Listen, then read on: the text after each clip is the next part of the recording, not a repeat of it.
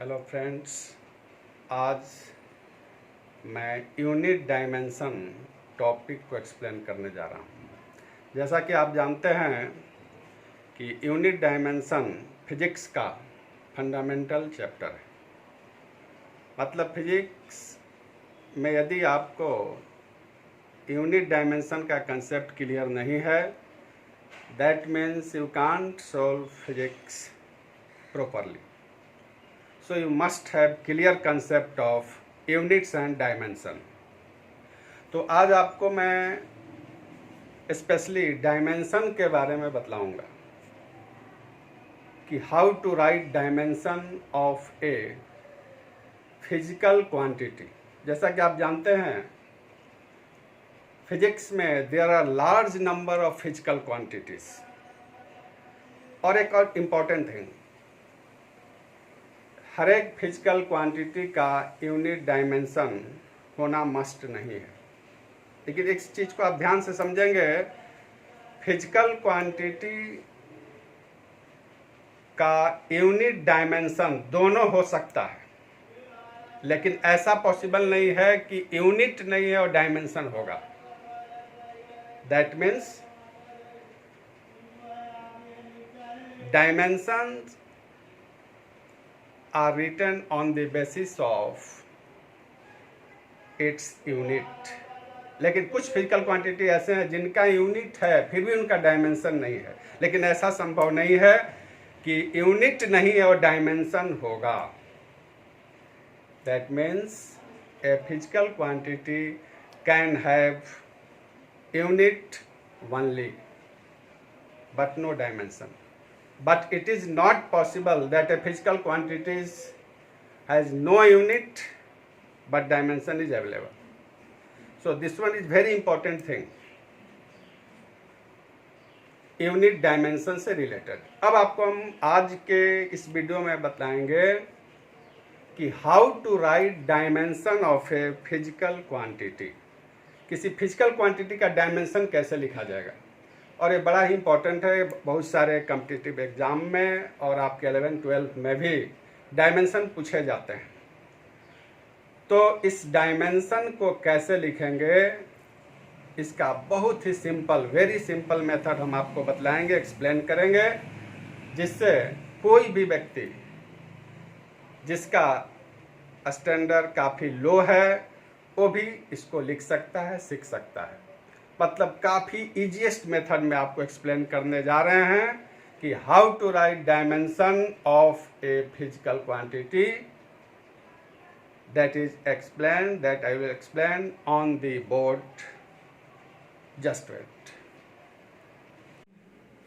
तो इस प्रकार से किसी भी फिजिकल क्वांटिटी के डायमेंशन को हम लोग 7 फंडामेंटल यूनिट के हेल्प से लिखते हैं। ये 7 फंडामेंटल यूनिट है: mass, length, time, temperature, electric current, luminous intensity, amount of substance. इधर देखें आप, मास का starting letter m, that is dimension m। Similarly length का डायमेंशन स्टार्टिंग l होगा। Time starting capital T. Temperature is measured in Kelvin, so its dimension can be represented by K. Electric current ampere में major किया जाता है, जिसको capital A के द्वारा लिखते हैं। Luminous intensity candela CD, amount of substance mole. इस 7 फंडामेंटल के हेल्प से हम लोग किसी भी फिजिकल क्वांटिटी के डायमेंशन को लिख सकते हैं। अब इसके हेल्प से आप एग्जांपल को देखेंगे कि how to write dimension of a physical quantity. For example number 1 आप देखें, वेलोसिटी। वेलोसिटी का formula displacement upon time. Displacement that means distance, length, तो इसका डायमेंशन L टाइम T, और दिस वन इज LT-1। इसको इस प्रकार से बिग ब्रैकेट में रखना है। वेलोसिटी।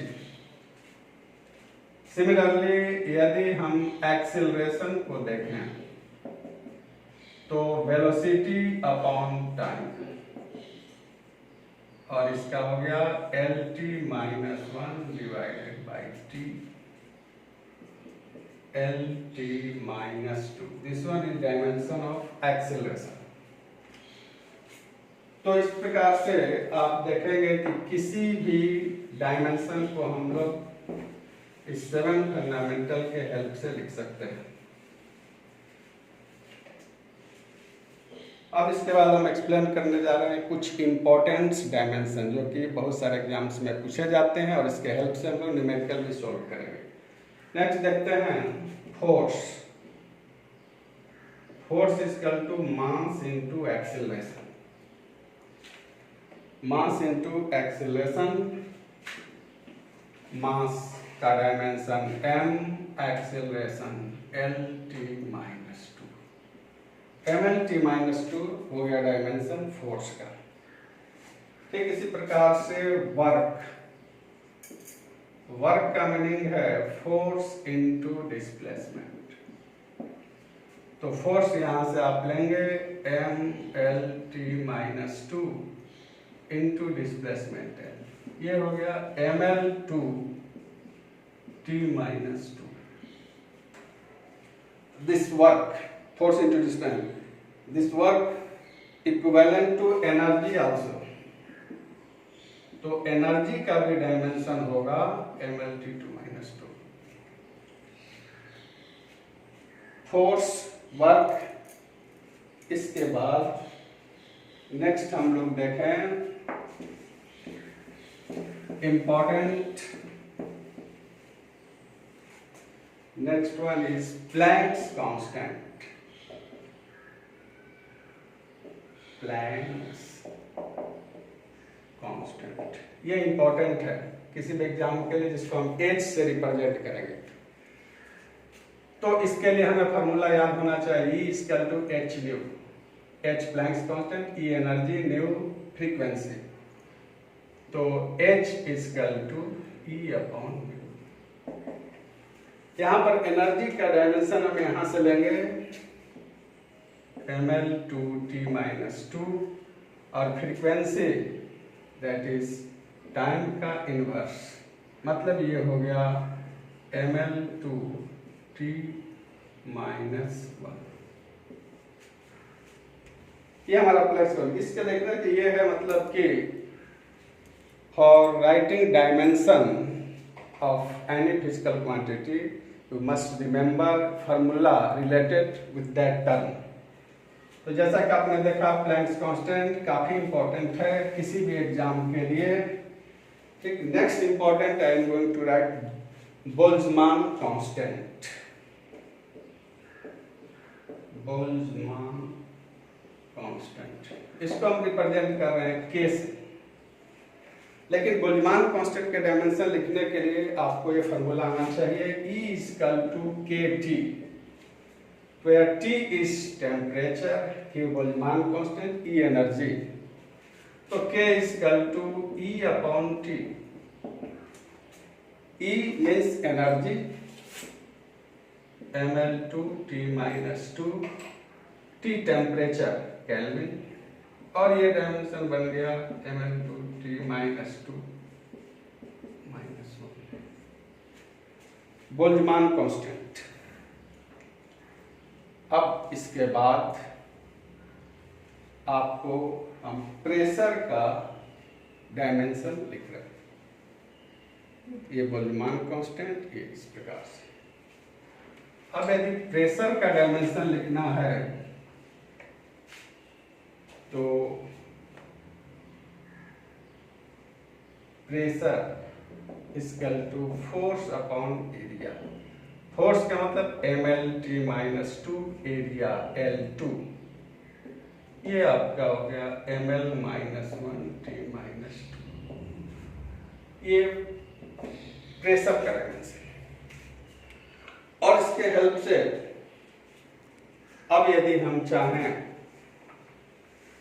तो यूनिवर्सल गैस कांस्टेंट का भी लिख सकते हैं।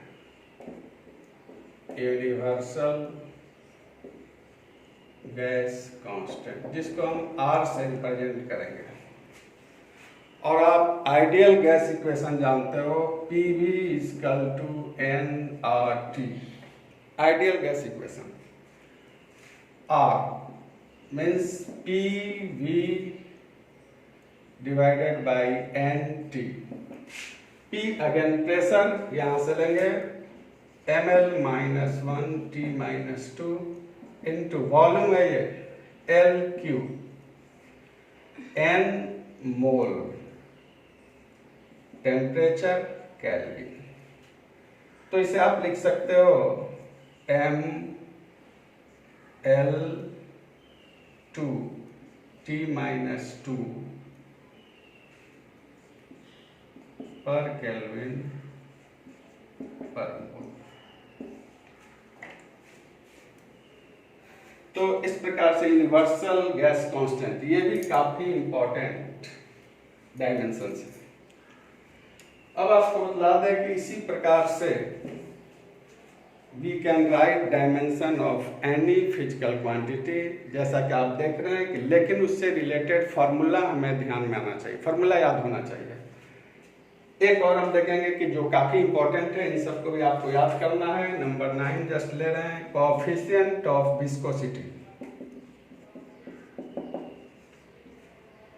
कोएफिशिएंट ऑफ विस्कोसिटी, इसे भी हम लोग इस फॉर्मूला से लिख सकते हैं,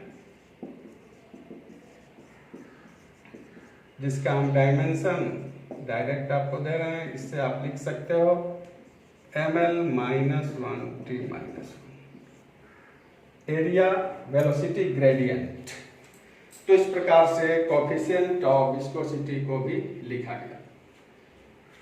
अब एक आप ध्यान से देख लें, अगर हमें एंगुलर वेलोसिटी का लिखना है, नंबर 10 में एंगुलर वेलोसिटी, तो एंगुलर वेलोसिटी का मतलब है angular displacement, angular displacement upon time. तो एंगुलर डिस्प्लेसमेंट ये थीटा होता है और ये टाइम t, लेकिन ये जो है डायमेंशन लेस होता है, इसलिए इसका केवल डायमेंशन हो गया t माइनस 1। ये सारे डायमेंशंस लिखने के बाद अब मैं आपको एक चीज बतलाऊंगा कि जो भी हम लोग डायमेंशन लिख रहे हैं, फॉर एग्जाम्पल यदि आपने लिखा कोएफिशिएंट ऑफ विस्कोसिटी का dimension ml minus 1 T minus 1, तो आप इस चीज को समझे, this one is called dimensional equation. ये डायमेंशनल फार्मूला, डायमेंशनल इक्वेशन है। लेकिन यदि इसको दूसरे रूप में देखा जाए तो हमें कहना होगा कि dimension of viscosity are 1 in mass minus 1 in length and minus 1 in time, because आप जाने कि डायमेंशंस आर द पावर। तो ये पावर को लिखा गया इस प्रकार से, डायमेंशन मास में 1, लेंथ में -1, टाइम में -1, and this one is called dimensional equation. इसी प्रकार से किसी भी टर्म के डायमेंशन को हम लोग लिख सकते हैं, और इन सारे डायमेंशन के हेल्प से हम लोग तरह तरह के न्यूमेरिकल्स को सॉल्व करेंगे, जिसे आपको नेक्स्ट वीडियो में बतलाएंगे। लेकिन एक चीज आप यहाँ पर क्लियर कंसेप्ट रख लें कि डायमेंशन लिखने का मेथड है 7 फंडामेंटल यूनिट्स, जैसा कि हमने बतलाया, उसके हेल्प से किसी भी फिजिकल क्वांटिटी के डायमेंशन को लिखा जा सकता है। लेकिन उससे रिलेटेड आपको फार्मूला याद होना चाहिए। Without formula, without unit, you can't write dimension of any physical quantity. तो this one is easiest method for writing dimension of a physical quantity. और इन सारे डायमेंशन के हेल्प से नेक्स्ट क्लास में हम आपको न्यूमेरिकल्स तरह तरह के सोल्व करेंगे और ये भी बतलाएंगे कि कौन सा फिजिकल क्वांटिटी का डायमेंशन नेक्स्ट नीट और कंपटीशन के लिए इम्पोर्टेंट होगा। तो आज इतना ही, नमस्कार।